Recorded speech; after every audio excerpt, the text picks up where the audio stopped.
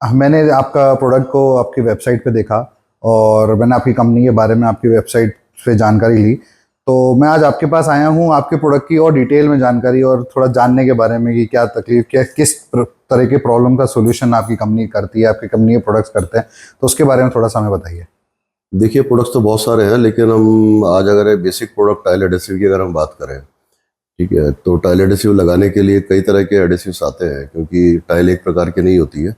बहुत छोटे फॉर्मेट की, आप 1x1 की, जिसको सेरामिक टाइल कहते हैं, चीनी मिट्टी की बनी हुई टाइलें होती है, उससे लेकर के फिर विट्रीफाइड टाइलें होती है जो 4x2, 4x4, 8x4 बड़े बड़े साइजों में आती है। और फिर टाइलों के अलावा पत्थर भी चिपकाए जाते हैं, ग्रेनाइट भी चिपकाए जाते हैं।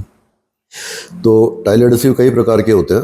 जैसे कि अगर मैं सबसे कॉमनली जो काम में आया जाता है, जिसको टाइप 1 कहते हैं, टाइप 1 ग्रेड का टाइल एडेसिव, जो कि एज पर इंडियन स्टैंडर्ड है, उसी के इक्विवेलेंट में C1 ग्रेड आता है, जो कि as per ASTM American standard होता है। तो C1 टाइल एडेसिव या टाइप 1 वाला जो टाइल एडेसिव होता है, वो सबसे ज़्यादा मोस्टली मार्केट में सेल होता है।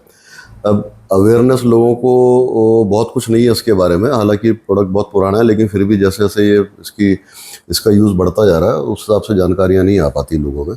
तो C1 टाइप या टाइप 1 एडेसिव जो होता है, ये बेसिकली आपके फ्लोर्स के लिए है, क्योंकि फर्श पे ग्रेविटी काम करती है, गुरुत्वाकर्षण काम करता है। टाइलें जब नीचे रखी होती है तो हिलती नहीं है बहुत आराम से।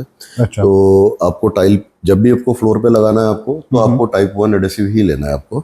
अच्छा। हाँ, अगर आप दीवारों पे लगाना चाहते हैं तो टाइप 1 एडेसिव केवल और केवल काम करेगा आपके सिरामिक टाइल के ऊपर में। अच्छा। सिरामिक टाइल की थिकनेस बहुत कम होती है, उसका फॉर्मेट बहुत छोटा होता है, एब्जॉर्बिंग होती है, पानी को वो एब्जॉर्ब करती है। तो उस कंडीशन के अंदर में जो सुटेबल टाइल एडेसिव है वो है टाइप 1 या C1 ग्रेड का टाइल एडेसिव।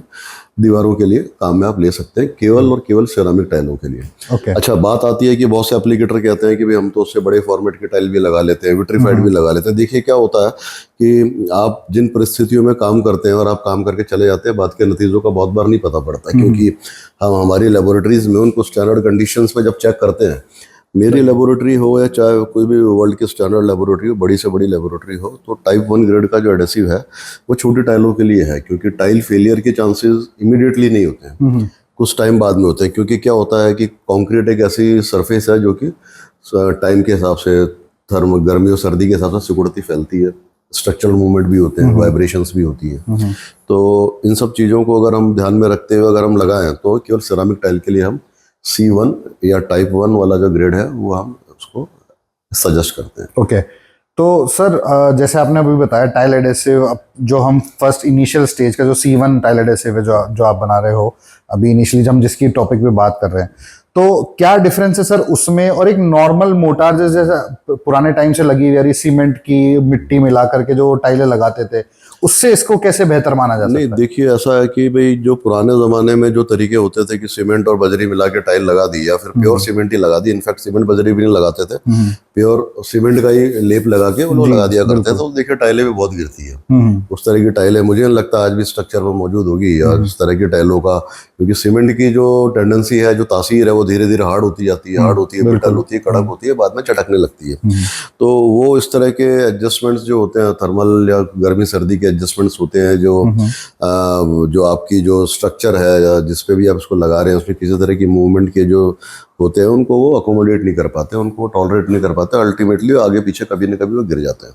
अच्छा। तो पुराने ज़माने की बातों को छोड़ते हुए अगर हम tile adhesive, specifically tile adhesive की बात करें, तो जैसा मैंने बताया कि भाई आपको फर्श के ऊपर लगाने के लिए C1 एडेसिव, ठीक है, और दीवारों पे सिरामिक टाइल अगर लगानी है, चीनी मिट्टी की टाइलें छोटी वाली, तो आपको C1 लेना है। लेकिन केवल टाइल एडेसिव लगाना सब कुछ नहीं होता, क्योंकि फर्श का मतलब फर्श में बाथरूम भी आ गया आपका, आपकी छतें भी आ गई, आपकी बालकनी भी आ गई, आपके कमरे भी आ गए, आपके आउटडोर टाइलें भी आ गई।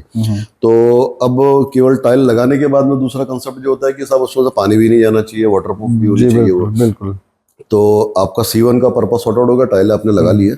लेकिन अमूमन क्या होता है कि जो टाइलें लगाते हैं, आदमी बहुत ज़्यादा मेहनत नहीं करना चाहता या अवेयरनेस नहीं है, वो क्या करते हैं, टाइलों को चिपका के लगा लेते हैं, 0-0 पे लगा लेते हैं। अब 0-0 लगाने के बाद में कोई सा भी एडेसिव करोगे, उसकी पेनिट्रेशन कितनी कितनी गहराई तक गया, इस चीज़ का पता नहीं पड़ पाता। तो हम रिकमेंड ये करते हैं, आप जहाँ पर भी टाइलें लगाए, फर्श में, बाथरूम में, कहीं पर भी छत पे, कमरों में, तो आप उसमें स्पेसर लगा के करें। 3 से लेके 6 mm तक के स्पेसर मार्केट में अवेलेबल है, 8 mm के भी आते हैं। स्पेसर लेके काम करें, उससे जो टाइलों के अंदर किसी भी तरह का बैंड है, एक तो बैंड छुप जाएगा, लोग उसको आप जज नहीं कर पाओगे कहाँ पर जाकर के टाइल में किसी तरह की जो थोड़ा बहुत भी 19-20 जो बैंड है वो आपको विजिबल नहीं रहेगा। फिर उन ग्राउट्स को जो जो आपके जो गैपिंग्स है, जो आपने स्पेसर लगाया है, उसको आपको टाइल ग्राउट से भरना है। ठीक है, अब टाइल ग्राउट का काम है, उसने गैप को भर दिया, पानी कभी जाएगा नहीं। लेकिन अभी भी जो हमारा पर्पस था अल्टीमेटली कि हमें वाटर प्रूफिंग भी चाहिए, जी हाँ, वाटर प्रूफिंग भी चाहिए, वो आपको सीमेंट वाले ग्राउट से कभी आपको अचीव नहीं होगी। सीमेंट की टेंडेंसी है, अगेन मैं वापस से वही बात बोलूंगा, सीमेंट जितना पुराना होगा उतना कठोर होता जाएगा, उतना हार्ड होता जाएगा, और एट लास्ट क्या होगा कि उसमें क्रैक्स डेवलप हो जाएंगे। वो क्रैक्स आपको दिख भी सकते हैं, नहीं भी दिख सकते, डिपेंड करता है कि आपने अंदर लगाया बाहर लगाया, इस तरह की परिस्थितियां होती है। तो स्पेशली मैं बोलूंगा कि भाई बाथरूम्स जहाँ पर वाकई पानी की जरूरत है, कि पानी की वाटर प्रूफिंग हो, बाथरूम हो, छत हो, बालकनीज हो, और इनफैक्ट कमरे के अंदर भी हम रिकमेंड करेंगे आप जो टाइल ग्राउट जो लगाए वो इपॉक्सी बेस्ड लगाएं।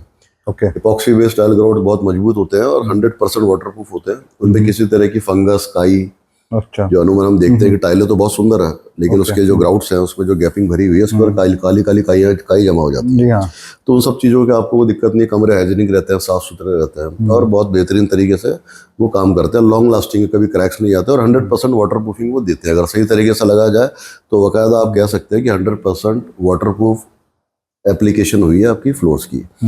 तो ये मैंने आपको टाइल एडेसिव पे लगाने वाले ग्राउट की भी बोला। तो हमारा एक चैप्टर खत्म हुआ कि टाइल एडेसिव फ्लोर के लिए C1 लेना है, ठीक है, सिरामिक छोटी टाइलों के लिए हमारे को C1 ग्रेड लेना है, और उसके अंदर जो ग्राउट भरना है, तो तमाम जो मार्केट में अवेलेबल ग्राउट्स हैं उसमें हम रिकमेंड करेंगे आप इपॉक्सी ग्राउट्स पे जाए। 2 कंपोनेंट, 3 कंपोनेंट, 2 तरह के इपॉक्सी ग्राउट्स आते हैं। आपको 100% वाटर प्रूफिंग, कहीं अगर आपके टाइल लगाने में किसी भी तरह की कोई लापरवाही रह भी जाती है, अगर देखिए आदमी बढ़िया से बढ़िया काम करने का प्रयास करता है, लेकिन खुदा ना खास्ता कहीं 1-2% उसके काम में कमी भी रह गई तो टाइल ग्राउट जो है उसको एडजस्ट कर लेगा। ओके, स्पेशली अगर आपका इपॉक्सी बेस्ड टाइल ग्राउट है तो समझ वो किसी तो सारी मूवमेंट को भी टॉलरेट करेगा, और अगर वो टाइल कहीं पर कमजोर भी रहेगा तो उसको हिलने नहीं देगा अपनी जगह से। बिल्कुल, ठीक है, तो आप ये ग्राउट से जो है आप इपॉक्सी ग्राउट आप लगा सकते हो, तो बेहतरीन तरीके का आपका जो है टाइलिंग होगी आपकी, और बहुत लंबे समय तक चलेगी। हाँ, इसमें भी एक चीज़ आपको बताता हूँ कि टाइल ग्राउट का अपना एक इम्पोर्टेंस है, टाइल एडेसिव की अपनी एक इम्पोर्टेंस है, और आदमी की वर्कमैनशिप की सबसे बड़ी इम्पोर्टेंस है।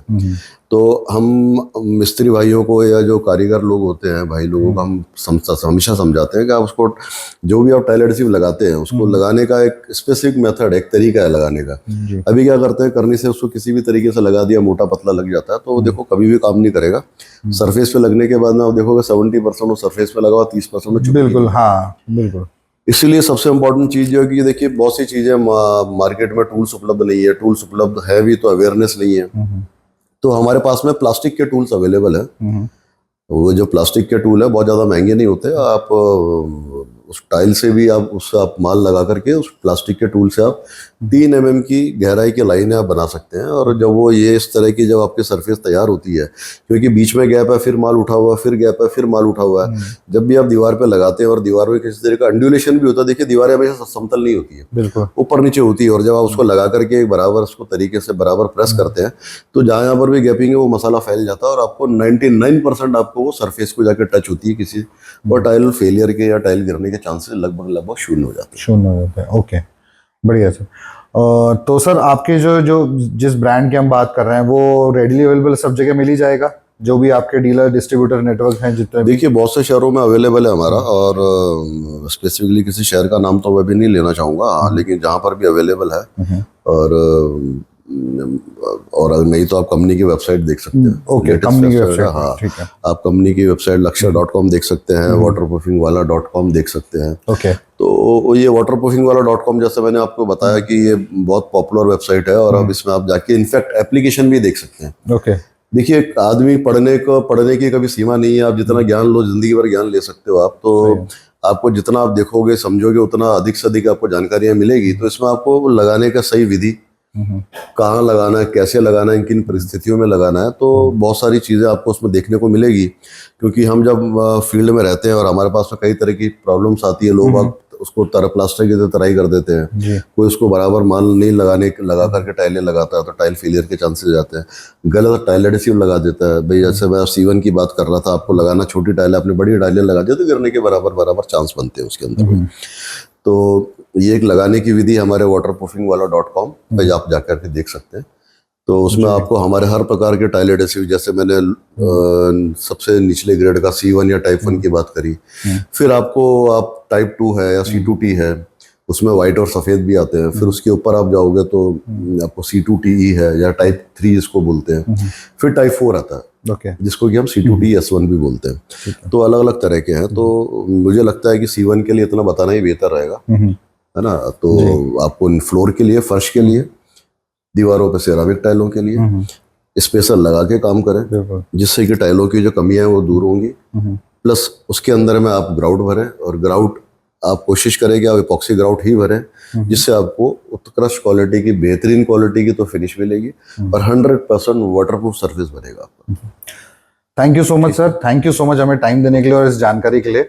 और मैं बिल्कुल कोई भी इंफॉर्मेशन आपसे चाहिए होगी, मैं हाँ फिर बिल्कुल दोबारा से श्योर। आपको आपको संपर्क आपको आप जैसे भी इंफॉर्मेशन लेना चाहेंगे, हम लोग इस तरह के मोटिवेशनल वीडियोस हैं या इंफॉर्मेटिव वीडियोस हैं, हम लोग हमारे वेबसाइट पर डालते रहते हैं, जिसमें हम एप्लीकेशन भी बताते हैं। और उसका टेक्निकल, देखिए, दो तरह के पार्ट होते हैं, एक थ्योरेटिकल पार्ट होता है और एक एप्लीकेशन पार्ट होता है। बिल्कुल। तो थ्योरेटिकल पार्ट हम बताते हैं, एप्लीकेशन की टेक्निक्स भी हम लोग उसमें सारी चीज़ें शेयर करते हैं, ताकि हमारे मिस्त्री भाई उसको बेहतरीन तरीके से काम करें और उनके काम को याद रखे दुनिया। बिल्कुल कि जी वो मिस्त्री वैसा लगा के गए था, 10 साल में भी तकलीफ नहीं आई। तो एक तो वर्कमैनशिप और साथ में उचित एडिसिव, ये दोनों अगर होंगे तो कभी भी टाइल फेलियर होगा नहीं, और बहुत बेहतरीन तरीके से काम। ठीक है sir, thank you so much. ठीक।